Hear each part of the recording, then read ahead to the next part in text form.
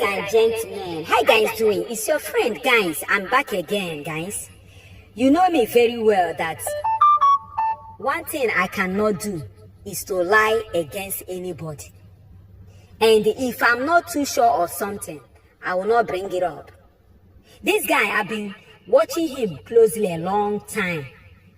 Because you know why he draw my attention? Because he normally intimidates people with his negative power.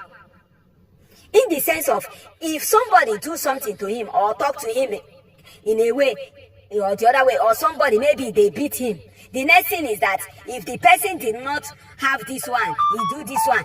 People who know Pastor Destiny know what I'm talking about. You get? He don't like to, he wear only one clothes. One black cloth up, one black trouser down.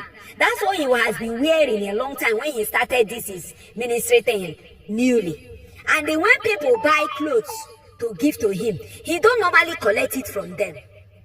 He don't collect anything from people. He only depend on that particular cloth, that's all. Even when people buy Bible for him, he refuses to take the Bible. Rather, he only like that one he have. To my greatest surprise now is that this particular